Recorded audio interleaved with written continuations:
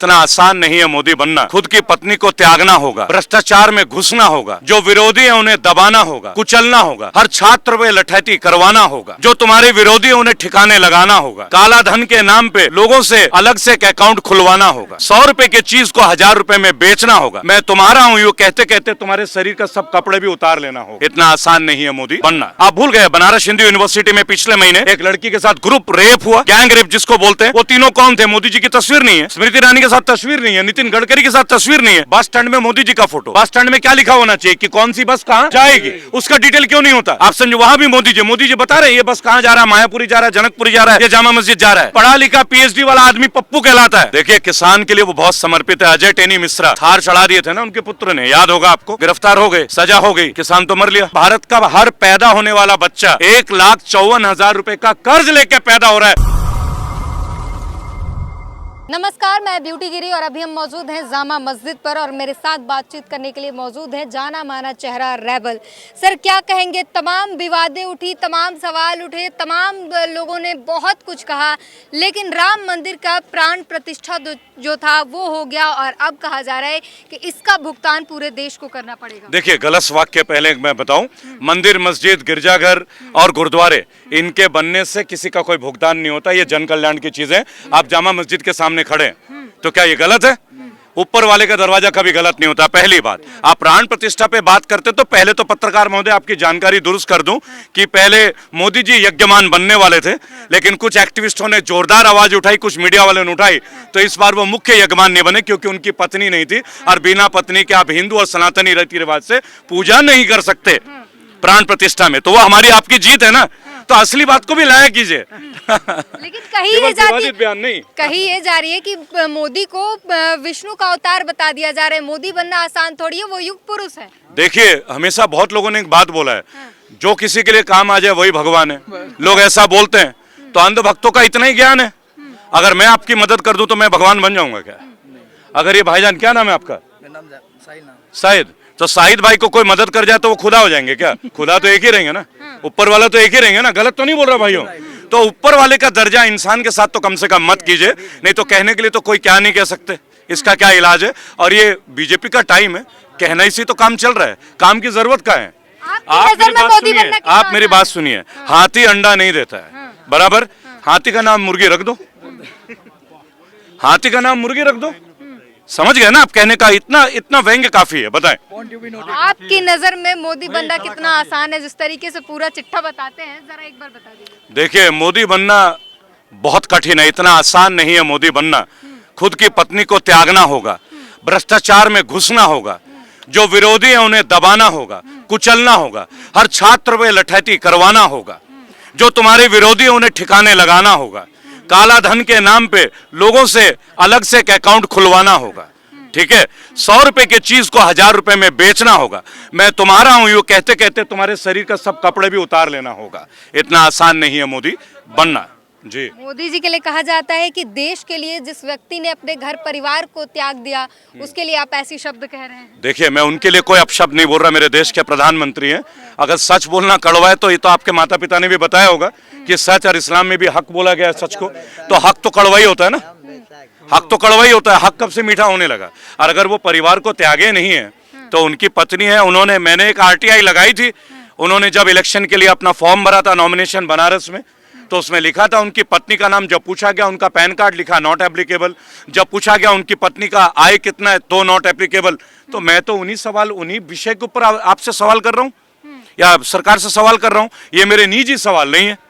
और अगर उन्होंने अपनी पत्नी को तलाक दे दिया हो तो मैं अपने शब्द वापस ले लेता हूँ। लेकिन सर एक लगातार ये चीजें कही जाती है कि शुरुआत के दौर में उनकी शादी जबरदस्ती की गई। आप उनकी पर्सनल मैटर को क्यों लाते हो सबके सामने? मैं कहीं उनका मैटर को नहीं लाता। एक बात बताइए, देश में यही काम है क्या हम लोगों का कि किसने शादी की, किसने बच्चे पैदा किए, उठाना? हम मुद्दे की बात करते हैं, वो हमें नारी का ज्ञान देते हैं ना, बेटी पढ़ाओ बेटी बचाओ का ज्ञान देते हैं। आप भूल गए बनारस हिंदू यूनिवर्सिटी में पिछले महीने एक लड़की के साथ ग्रुप रेप हुआ, गैंग रेप जिसको बोलते हैं। वो तीनों कौन थे? मोदी जी की तस्वीर नहीं है, स्मृति ईरानी के साथ तस्वीर नहीं है, नितिन गडकरी के साथ तस्वीर नहीं है। अब ये सवाल उठाएंगे तो बेटी बचाओ, उन्नाव में जिस बेटी का बलात्कार हुआ, जिसके पिता की हत्या हुई, जिसके वकील की गाड़ी को पलट कर हत्या की गई, क्या वो बीजेपी का विधायक नहीं था कुलदीप सेंगर? और वहीं पे एक बीजेपी के व्यक्ति को टिकट देके उसी लड़की की मां को इलेक्शन को हरा देना, क्या भारत के एक महिला शक्ति को तोड़ना नहीं होता? तो ये सवाल आप और हम नहीं उठाएंगे तो कौन उठाएगा? बीजेपी ने उसके बाद दलील भी दिया कि 3 महीने बाद ही भले गिरफ्तारी हुई, चुनाव प्रचार करने गए थे, लेकिन गिरफ्तारी तो हो कोई गई। बात नहीं, थार चला दीजिए हमारे ऊपर भी, सॉरी वो मांग लेंगे। पत्रकार बहुत सारे जेल में, गुड्डी जी, गुड्डी नाम है क्या, ब्यूटी नाम है आपका, ब्यूटी गिरी जी, आपको भी अंदर डाल दिया जाए यूएपी में, स्वाद आ जाएगा, आपको पता चल जाएगा भारतीय जेल में खाना क्या मिलता है। मैंने गुजरात के जेल का स्वाद चखा है, मैंने उत्तर प्रदेश के जेल का स्वाद चखा है, तो हमसे पूछिए कि बिना जुर्म के जेल में रहना कितना अपमानित होना पड़ता है। ऐसे शख्स की कहानी जो 20 साल केवल एक आरोप में मालेगांव ब्लास्ट में अपनी पूरी जिंदगी तबाह कर ली कि उसने, वो निर्दोष था, उनकी कहानी कौन दिखाएगा मैडम? आज का समय है सर, आज का समय है ऐसा, मोदी मतलब इंडिया, मोदी के खिलाफ कुछ बोल दिया तो आप फिर गलत है। पहली बात तो मोदी जी इंडिया के नाम से प्यार नहीं करते, वो तो इंडिया के विरुद्ध बोलते हैं। बीजेपी तो इंडिया के विरुद्ध बोल रहे हैं, इंडिया गठबंधन, इंडिया बराबर, इंडिया तो इंडी बोलते हैं, इंडिया नहीं बोलते। नहीं, वो इंडिया ही बोलते हैं, क्योंकि गठबंधन का नाम इंडिया ही रखा गया, अगर आप जानकारी रखें तो। एक तो आप लोगों ने पढ़ना लिखना छोड़ नहीं दिया सर, आप कहीं भी नहीं, आप कहीं भी जाके देखिए, वो मोदी जी को इतना इंडी जहन में मत गठबंधन, डाल लीजिए। इंडी सुनिए, गठबंधन बोल, मैं ये जो हर जगह फोटो देखते हो ना आप, बस स्टैंड में मोदी जी का फोटो, बस स्टैंड में क्या लिखा होना चाहिए कि कौन सी बस कहाँ जाएगी, उसका डिटेल क्यों नहीं होता? आप समझो, वहां भी मोदी जी बता रहे हैं ये बस कहां जा रहा है, मायापुरी जा रहा है, जनकपुरी जा रहा है, ये जामा मस्जिद जा रहा है। वो केवल इसलिए कि सुबह शाम उठते जागते तुम एक ही आदमी को देखो और बाद में बोलो इनके टक्कर का तो कोई है ही नहीं। पढ़ा लिखा पीएचडी वाला आदमी पप्पू कहलाता है, और जिसकी एमए इन थर्ड, पता नहीं इंटायर पॉलिटिक्स, जो मैट्रिक 3rd डिवीजन से पास करता है उसको आप बोलते हो किंग मेकर, जिसने एक फोन कॉल पे यूक्रेन का वॉर रुकवा दिया, बराबर, जंग रुकवा दी, जो पूरा यूक्रेन बर्बाद हो गया उसको कहते हैं ये लोग की जंग रुकवा दी। तो भैया पुलवामा में ब्लास्ट क्यों होने दिया? कहाँ है वो लोग जो हमारे 16 लोगों के शव जो है छत? आप कभी गए हैं कश्मीर? आप वहां जाके किसी यूथ को देखिए, कौन सा कश्मीरी पंडित को मकान मिल गया मैडम? मैं तो हफ्ते नहीं महीने गुजारता हूँ वहां पे, 56 बार जा चुका हूँ, ऑन लाइव हो चुका हूँ वहां पे, आपको वहां की रियल तस्वीरें दिखा देंगे। किस राज्य की बात करते हैं? गुजरात में बलात्कार रुक गया, और जिन राज्यों को इनके कब्जे में नहीं है, बंगाल जहां औरतों के विरुद्ध सबसे कम क्राइम है, जहां बलात्कार नहीं होते, वहां बताया जाता है कि पढ़े लिखे लोग हैं लेकिन लेफ्टिस्ट है। क्या होता है लेफ्टिस्ट होना? बीजेपी खुद को, या मोदी जी के पोस्टर कई जगह लगे हैं, वो उसमें लिखा होता है आपका नंबर लग गया। किसानों के लिए समर्पित सरकार, किसानों के लिए समर्पित सरकार, क्या कहेंगे आप इस पे? देखिए, किसान के लिए वो बहुत समर्पित है। अजय टेनी मिश्रा थार चढ़ा दिए थे ना उनके पुत्र ने, याद होगा आपको, गिरफ्तार हो गए, सजा हो गई, किसान तो मर लिया, बराबर। बिजली के झटके, ठंडे पानी जाड़ों में, मैं वही था मैम, मैंने लाठियां खाई है पुलिस के। लोग देखते होंगे जब पुलिस खींच के ले जाती है जेल में, है ना मैडम? वो किसान नहीं थे, वो जो किसान आंदोलन चल रहा था वो कौन थे? वो यूरोप से आए हुए लोग थे क्या? वो किसान नहीं थे। आप ही बोलते हो आप अपनी सब्जी अनाज कहीं भी बेच सकते हो, अगर ऐसा है तो हम अपनी जमीन भी तो खुद अपने रेटों में बेच सकते हैं ना। ये भूमि अधिग्रहण बिल कौन सा है? योगी जी ने सबको भरपेट रेट दे दिया। जाओ अयोध्या में जाके पता करो मुआवजा क्या मिला है, आओ ग्रेटर नोएडा में जेवर एयरपोर्ट का पता करो किसानों को मुआवजा क्या मिला है। एक बीघे की कीमत 2 करोड़ और 25 लाख का मुआवजा है। 2 करोड़ का 25 लाख रुपए देते हैं, अपनी जमीन बेच के 30 गज का आप मकान नहीं खरीद सकते। और आप बोलते हैं मोदी है तो मुमकिन है, तो मुमकिन है।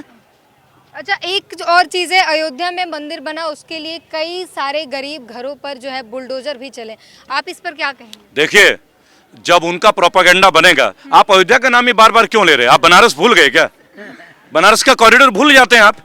उन बनारसियों को इंटरव्यू दिखाइए ना, वो तमाम हिंदू भाई हैं जिनके इंटरव्यूज हैं, चीखे मार रहे हैं वो लोग। कानपुर में जो अभी हुआ, जो घर ध्वस्त हुए, वो कौन थे? देखिए, मैंने बहुत बार वीडियो में एक बात बोला, भैया 100 करोड़ हिंदू हैं, मैं भी हूं, आप भी हैं, बराबर। 30-35 करोड़ 20 करोड़ मुसलमान होंगे, हंटर तुम पे पहले पड़ेगा। पहले तुम लोगों की ढंग से, समझ गए ना? नंबर तो सबका आएगा। तो जो लड़ रहे हैं ना, वो कुछ हासिल करेंगे, जो अपनी हौसला बुलंद कर रहे हैं। ये सवाल टोपी का और तिलक का नहीं है, ये सवाल जामा मस्जिद का और अयोध्या का नहीं है, ये सवाल तुम्हारे, मेरे और हम सब के परिवार का है कि हमारे बच्चों का हक हमसे छीना जा रहा है, हमारी जमीनें ली जा रही है सरकारी पावर का दुरुपयोग करके। तुम्हारा बेटा बना है क्या एमएलए? नहीं बना ना। राजनाथ सिंह का बेटा बना है, पर वो परिवारवाद नहीं है। अमित शाह का बेटा बना है, पर तुम्हारा बेटा बनेगा तो परिवारवाद कहलाएगा।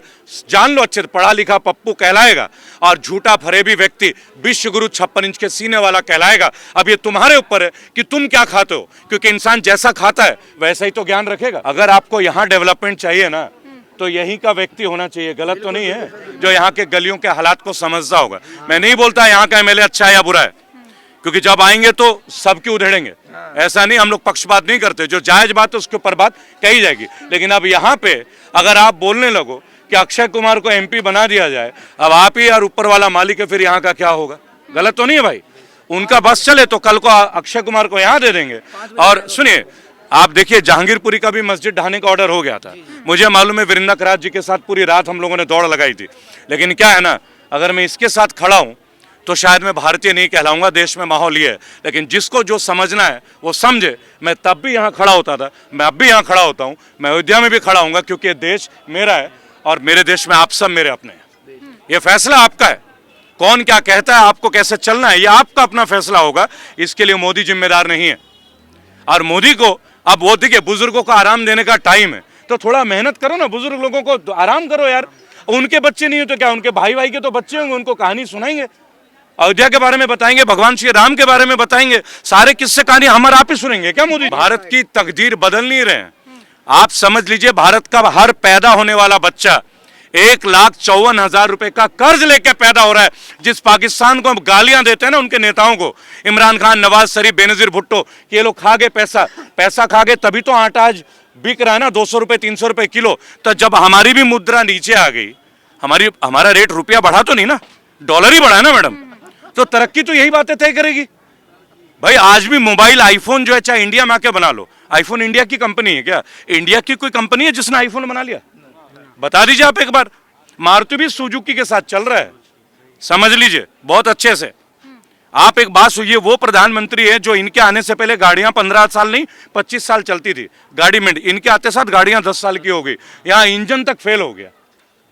इंसान और सरकार की कोई वैल्यू नहीं रह गई मैडम। बहुत जल्दी जाद आप जो ब्लू, आप तो महिला है, महिला शक्ति को नमन, जो ब्लू स्वेटर और ये ब्लैक जींस पहन के आए ना, आने वाले टाइम में खाकी हाफ पेंट और टी शर्ट में भटका देंगे। वक्त है, बदल लीजिए, ये वक्त है, बदल लीजिए। जो लोग ठंड में भी हाफ पेंट पहन के घूमते हैं, उन्हें ये बताना जरूरी है कि ठंड से बचाव करना शिक्षा का स्तर होता है, उसमें कोई साइंस नहीं है कि खाकी पहनते गर्मी आ जाएगी, समझ गए? ऐसा कोई कपड़ा नहीं है जिसको आप हाफ पेंट में पहन लो और बर्फ में जाकर लेट लो तो सारे फौजी यही कलर के कच्छा ही पहन रहे होते हैं। बुरा तो नहीं है दोस्तों?